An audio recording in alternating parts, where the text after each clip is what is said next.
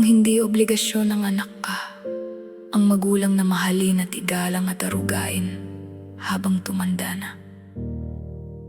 Di dapat hindi rin obligasyon ng magulang na palakihin sila, pag-aralin hanggang makatungtong sa kolehiyo. Ibig sabihin pala pagkapanganak, pabayaan na lang ang mga anak. At kapag tumanda na pala ang magulang, pababayaan na lang pala ang magulang.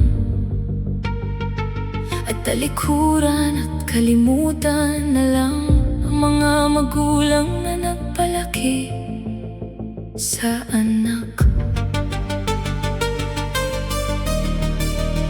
Maling-mali ata yun, kahit anong sama ng magulang at anak ay family pa rin kayo. Kung ang mag-asawa kapag ikinasal, may sumpaan pa na sa hirap man o ginhawa ay hawak kamay na magtulungan ang pamilya. Kung ang mga hayop na tinutulungan, aso, pusa at iba pa, ipinararamdam ang pagmamahal, magulang pa kaya na nag-sacrifice sa mga anak na isusubo na lang ay ibibigay pa sa mga anak.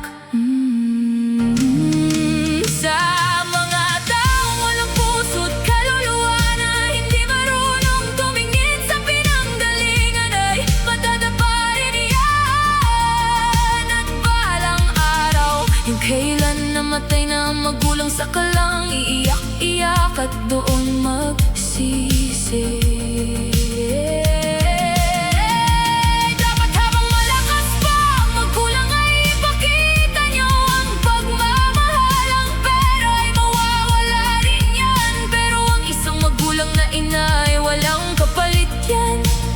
Nag-iisa lang yan. Pwede kang magjowa, mag-asawa ng marami, pero ang magulang ay isa lang.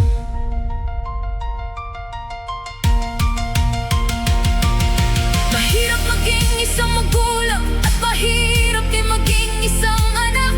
May tama man o mali sa desisyon ng bawat isa, unawain pa din kasi walang perpektong tao sa mundo.